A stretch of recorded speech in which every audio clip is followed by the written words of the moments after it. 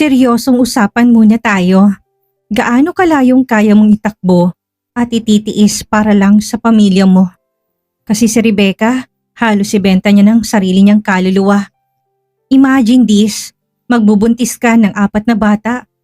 Quadruplets, para sa lalaking mahal mo pero hindi para maging pamilya kayo. Kung hindi para ibigay ang baby sa ibang babae.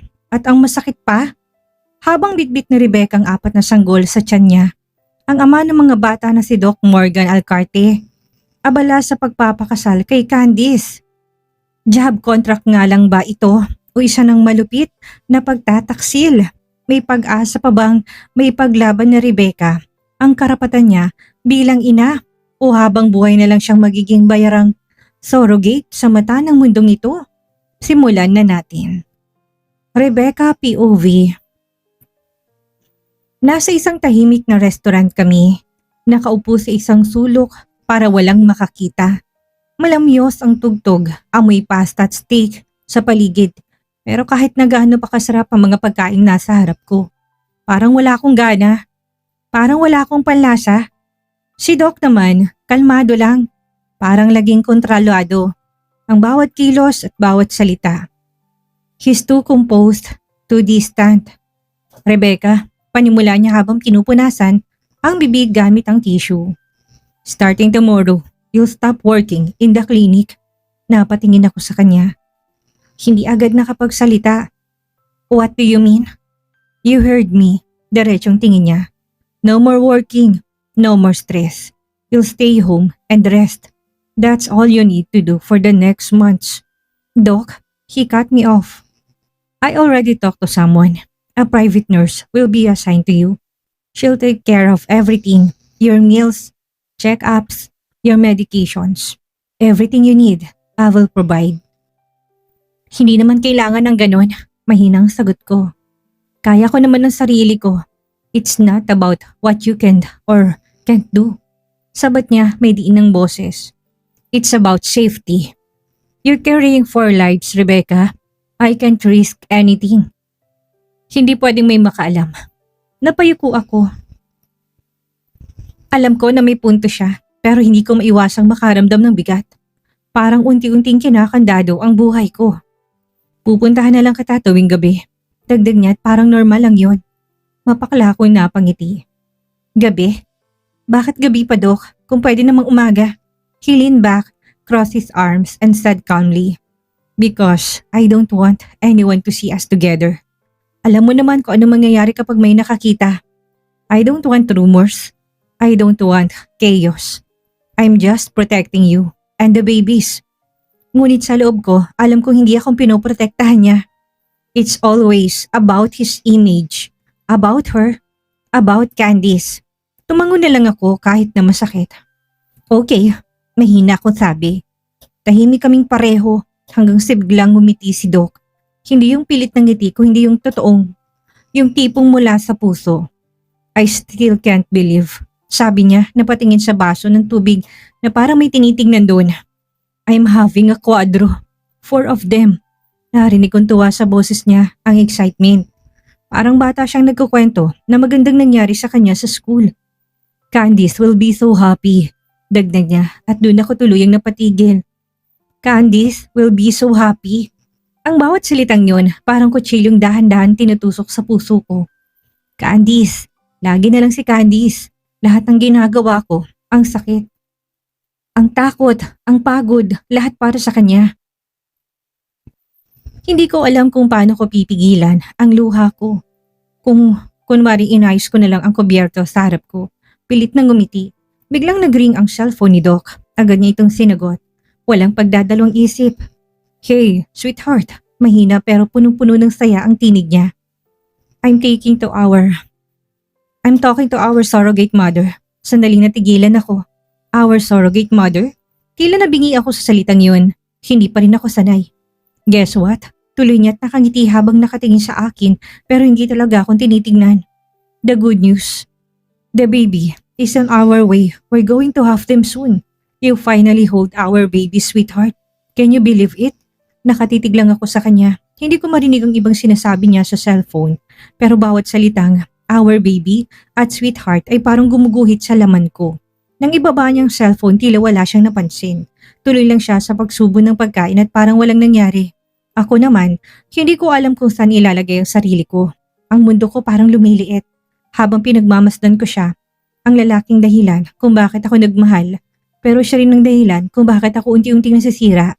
Naiisip ko lang, hanggang kailan ko kaya kakayanin ito?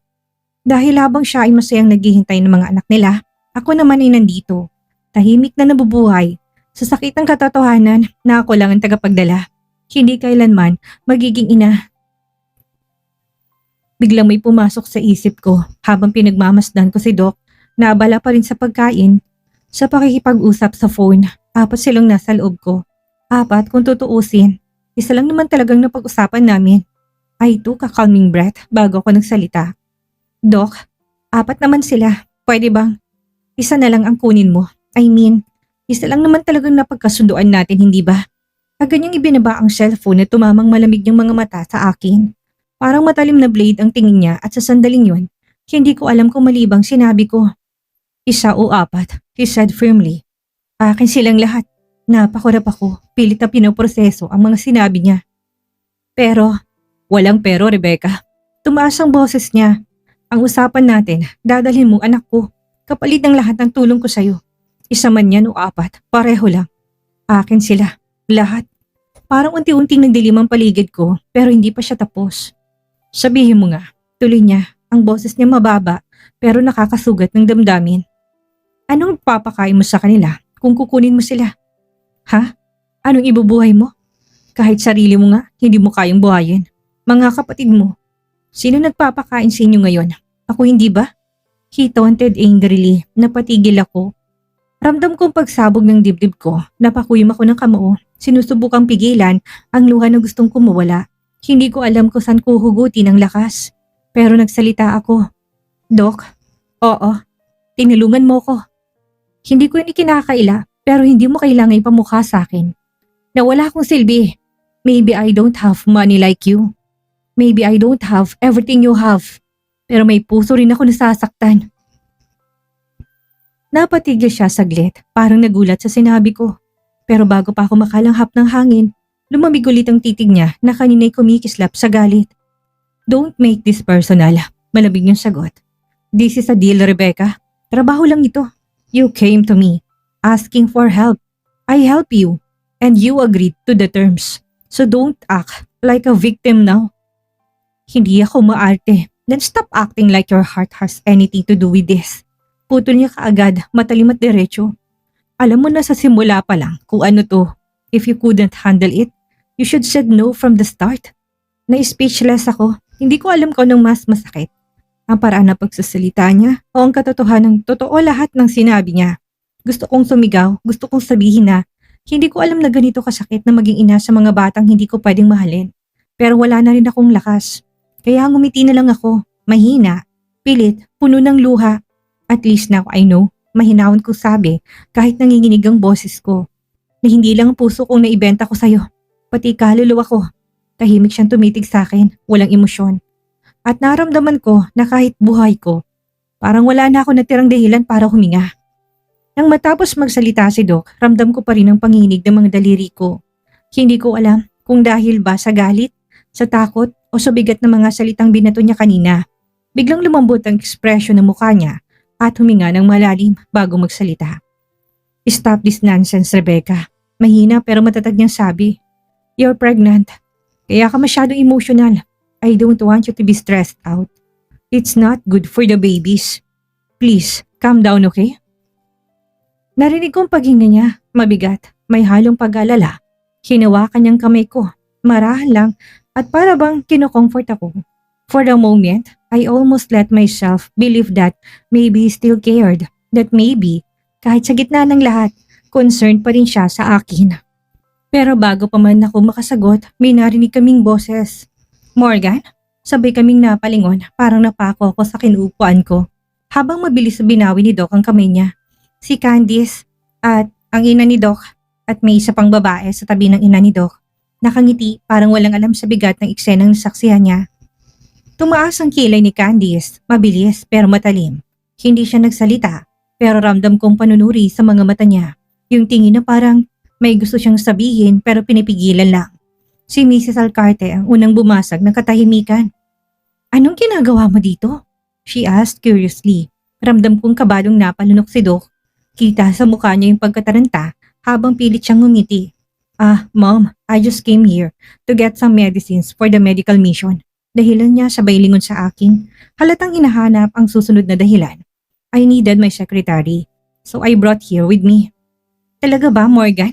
Ulit ni Candice. This time may bahid ng sarcasm ang tono. Lumapit siya kay Doc. Bawat takbang niya, parang tinatanggal ang hininga ko. Hindi ko alam kung anong gagawin ko. Gusto kong magpaliwanag, pero natatakot ako na baka lalo lang lumala. Mabuti na lang at mabilis siyang inawat ni Doc. That's enough, Candice, mariin niyang sabi. She's just doing her job. Don't make us in here. Umirap ng bahagya si Candice. Halatang napipikon pero hindi na nagsalita. Mabilis namang iniba ni Doc ang usapan. What are you doing here, Mommy? Ang sumagot yung babaeng kasama nila. Maganda siya, maputi, elegante at ang ngiti niya parang kayang tunawin ng kahit na sinong lalaki. We just dropped by to pick up the gowns from the engagement tomorrow, sabi niya. Mommy came to visit at my clinic. Ngumiti siya sa akin at mukhang mabait. Candice, on the other hand, never stopped looking at me. Parang gusto niyang sabunutan ako. Pagkatapos ng ilang segundo ng katahimikan, nagsalita si Mrs. Alcarte. This time may lambing sa tono. You should come tomorrow, Iha, to the engagement party. Napaangat ako ng tingin na tila nagulat. Ma'am? Halos bulong kong tanong. Yes, dear. Sabat ni Candy sabay ngiti pero hindi yan mabait ang ngiti. You should come tomorrow, Rebecca. Sabi niya at may kayabangan ng tono. Para makita mo mismo, by tomorrow night, Morgan and I will be engaged. Para matapos na ang illusion mo. Hindi ako makagalaw. Ang mga salita niya ay parang tumutuklaw. Mabilis at tumingin si Mrs. Alcarte sa akin na may mapanuring mga mata. Habang si Candice tuloy lang ang pagtingin at halatang sinusukat niya kung anong mararamdaman ko sa sinabi niya. Tahimik lang ako habang nakatingin sa malawak na dagat. Ang mga alon, banayad, na humahampas sa buhanginan. Ramdam kong malamig na simoy ng hangin pero parang hindi nito kayang palamigin ang bigat sa dibdib ko. Sa tabi ko si Nurse Mia, nakaupo rin sa buhangin, tahimik lang na nakamasid sa akin. Hindi ko akalain na siya palang ipapadala ni Doc. Hindi man lang ako sinabihan. Ang sabi niya lang, kahapon na ipapadala siyang nurse para alagaan ako. Someone you can trust, sabi pa niya. Pero nang makita ko si Mia, halos mabingi ako sa tibok ng puso ko. Mia, mahina kong tawag. Can I trust you? Tumingin siya sa akin, seryosong mga mata. Of course, Rebecca. Why? At doon na ako tuluyang napaiyak. Wala sa plano kong magsalita pero parang may bumigay sa loob ko. Sa ilalim ng palubog na araw, habang dinadala ng hangin ang amoy ng alat, lahat ng sekreto kong tinago, unti-unti kong ibinuhos. Ang kasunduan namin ni Doc, ang 4 na batang nasa sinapupunan ko, at ang katotohanang wala akong karapatang maging ina nila. Habang nagsasalita ako, tahimik lang si Nurse Mia, pero nang matapos ako, napapahila mo siya sa muka, paulit-ulit. Oh my God, Rebecca. Halos pabulong pero puno ng galit at awa. I can't believe he did this to you. Hindi ako sumagot. Kinitigan ko lang ang mga alon na tila ng aasar. Malaya silang humahampas. Samantalang ako, nakagapos sa kasunduang, hindi ko na mababawi. He's a doctor, for God's sake. Tuloy ni Nurse Mia, lumingon sa akin. He's supposed to save lives, not destroy one. Alam mo bang lahat sa ospital, alam na hindi na pwedeng magbuntis si Candice. Everyone knows that, pero still use you just to give her what she wants. Mia, please, mahina akong sabi. Nanginginig ang boses. I didn't know what to do. I was desperate. I know, sagot niya tagad na nangilid ang luha. But Rebecca, this is not the right. He's taking advantage of you. You're carrying his children, your children, and yet he's planning to take them all away? Ibibigay niya lang kay Candice? Oh my God, what happened to him? Hindi ko mapigilang mapahikbi. Maybe this is my punishment. Sabi ko, halos pabulong, for trusting him too much. Hinawakan niya ang kamay ko, mahigpit. No, don't say that. Hindi mo kasalanan ito. He made you believe this was help. When all along, he was using you. Wala kang laban kay Doc. Alam ko yon, pero hindi ibig sabihin wala ka ng karapatang lumaban, Rebecca.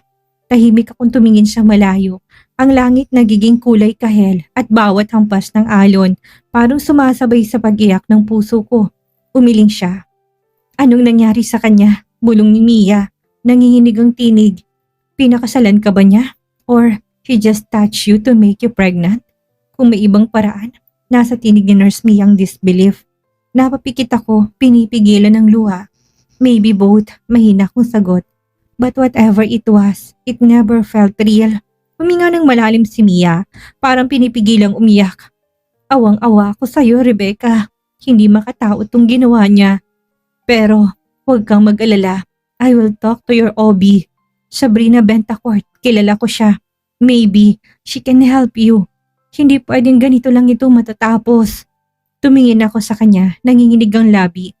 What if he finds out? Ngumiti siya ng mapait. Then let him. I'm not afraid of the truth. Lumapit pa sa akin si Nurse Mia. Mahigpit ako niyakap. Totoo. Para akong batang nakahanap ng sandalan matapos paulit-ulit na masaktan. Shh! Mahina niyang sabi habang hinahaplos ang likod ko. Nandito lang ako, Rebecca. Hindi kita iiwan.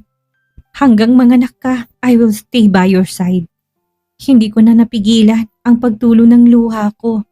Mia, mahaba pang 9 na buwan. Tuloy niya. Bahagyang lumayo para titigan ako. Gawin mo muna lahat ng sinabi ni Doc. Sundin mo. Malay natin baka magbago pang laman ng utak niya.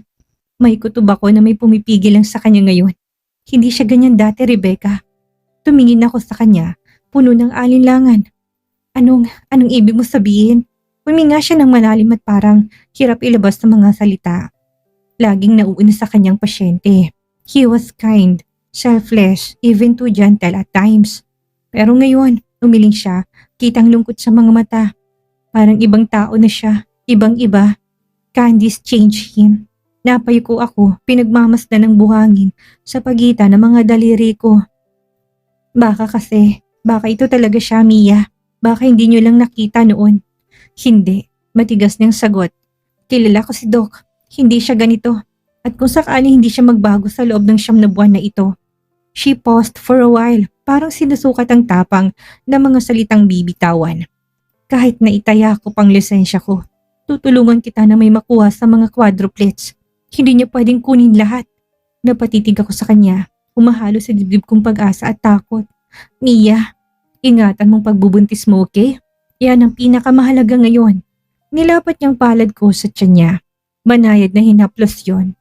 They're your babies too. Don't let anyone make you feel otherwise. Akmang ibubuka akong bibig ko para sa sagot na biglang may boses kaming narinig mula sa likod. Sinong buntis? Para kaming napalingon ni Mia. Tumama sa akin ang malamig na tingin ni Marlon. Nakakulot ang noo, halatang gulat. Ang hangin na kanina'y banayad, bigla na lang tila tumigil. Marlon, halos pabulong kong sabi, nanginginig ang labi. Nakatingin lang siya sa amin sa pagitan naming dalawa at lalo na sa tiyan kong bahagyang umumbok na dahil nga sa kwadro ito. Inaasahan kong malaki ang tiyan ko sa normal na size. Kapag isa lang ang pinagbubuntis, hindi ko alam kung anong mas malakas, ang tibok ng puso ko o ang takot na baka tuluyang mabunyag ang sekreto ko na pilipiin kong itago. Ang katahimikan sa pagitan naming tatlo ay parang dagat sa dapit hapon, maganda sa labas pero sa ilalim nag-aalimpuyo. Nanginginig pa rin ang mga kamay ko habang nagsasalita. Sa wakas, lahat ng tinatago kong sekreto ay nailabas ko din. Hindi ko alam kung saan ko hinugot ang tapang. Pero kailangan kong sabihin kay Marlon ang totoo. Tahimik lang siya habang nagsasalita ako pero sa bawat salitang binibitawan ko, lalo kong nakikita kung paano unti-unting nagdidilim ang mukha niya. Hanggang sa matapos ako, halos tumuga ang maliit na mesa sa tindi ng galit niya. What the hell, Rebecca? Halos pasigaw niyang sabi. Nanginginig ang boses. He used you. He made you carry his child for another woman? That's... Napamura siya sabay hampas ng kamao sa ibabaw ng mesa. That's not just wrong, Rebecca. It's a crime. He's a doctor. He should known better. Marlon, tangka kong pigilan siya pero kagad niya akong tinignan. Matalim, puno ng awa at galit. No, listen to me. Singhal niya. Walang karapatan si Doc Alcarte na gawin ito sa'yo.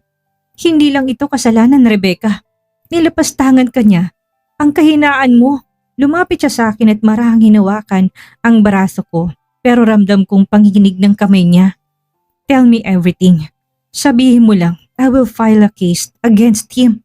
Ipagtatanggol kita. You don't have to face this alone. Umiling ako. Luha na naman ang unang lumabas bago pa man ang salita. Marlon, please, don't. Hindi ko kayang sirain siya. Naniniwala pa rin akong baka magbago pa siya. Napailing siya at parang hindi makapaniwala sa naririnig. Baka magbago? Mapaklang tawang sinagot niya.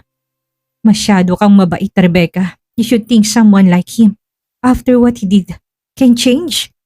Wala akong naisagot sa sinabi niya. Napayuko ako. Pinaglalaroan ng buhangin sa paanan ko. Alam mo ba kung gaano ko nagulat na marinig ko na may engagement mamayang gabi? Tuloy niya at halos mapapikit sa inis. He's getting engaged while you're carrying his children. That's bullshit. That's cruelty. Gigil na gigil niyang sabi. Then, tumahimik siya sandali. Ang tanging maririnig ay ang paghapas ng alon sa mga bato at ang malalim niyang buntong hininga. I came here to say goodbye. Mahinang sabi niya sa wakas. Bukas na ang flight ko, papuntang Amerika. Napatingin ako sa kanya at parang biglang nawala ang lakas ko. Aalis ka na talaga? Tumango siya at sa unang pagkakataon nakita kong lungkot sa mga mata niya na dati puro tapang lang. Oo, pero hindi ibig sabihin na pababayaan kita. I will come back, Rebecca. I'll make sure you're free from him. Ilalayo kita kay Alcarte kung hindi siya magbabago. Hinawakan niya ang kamay ko, marahan at naroon ng assurance. You don't deserve this kind of pain. You deserve peace. You deserve love that doesn't cost your soul. Pinilit kong umiti, pero tumulo pa rin ang luha ko. Thank you, Marlon, for always being here. Kahit wala naman akong ibang maibigay sa'yo, kung hindi problema. Napailing siya sa kamarahang pinahid ng luha sa pisngi ko gamit ang hinlalaki niya. When I come back, sabi niya, paus. Maybe by then, I will be a good lawyer already. And I'll protect you. I promise. Tumango ako at hindi na makapagsalita. Ang dagat sa likod niya ay kumikintab sa sinag ng papalubog na araw, pero sa loob ko parang may naglalamay. Ngayon, dagdag niya, mapait nang umiti. Hahayaan na muna kitang mahalin siya at umasa. Kung yan ang gusto mo. Pero sana pagbalik ko, hindi na ikaw ang umiiyak sa pangalan niya. Babawiin kita, Rebecca. Tandaan mo yan. At bago pa ako makasagot, tinilikuran niya na ako. Naiwan ako nakatayo sa buhangin. Pinapanood siyang naglalakad palayo habang ang hangin ay parang may dalang pangako at paalam sa iisang hininga. Ayan na naman tayo mga ka-summer, nakakapang-init ng ulo pero nakakadurog din ng puso, hindi ba? Sino nga bang mas nakakagigil? Si Doc Morgan na walang awang ginawang negosyo, ang damdamin ni Rebecca, o si Rebecca na patuloy na nagpapakamartir dahil sa pagmamahal at pangangailangan. At panalo rin ang eksena ni Marlon, hindi ba? Ang totoong nagmamahal, hindi ka itatago sa dilim, ipagtatanggol ka kahit kailan. Kung may isa man tayong pwedeng matutunan sa kabanatang ito, yun ay ito. Huwag mong hahayaan na dahil sa matinding pangangailangan o pagmamahal, ibibigay mo na pati ang dignidad at kaluluwa mo. Kapag ang tulong ng isang tao ay may kapalit na sarili mong karapatan at pagkatao, hindi na tulong yan. Pagsasamantala na. Matuto tayong magtira ng respeto para sa ating sarili. Dahil kapag nawala yun, mawawalan din tayo ng lakas para lumaban. Kayong mga ka-summer, kung kayong nasa sitwasyon ni Rebecca, papayag ba kayong ibigay ang 4 niyong anak nang walang laban? I-comment yung inyong mga saloobin at huwag kalimutang i-like at i-share ang ating episode. Hanggang sa susunod na pasabog, maraming salamat po.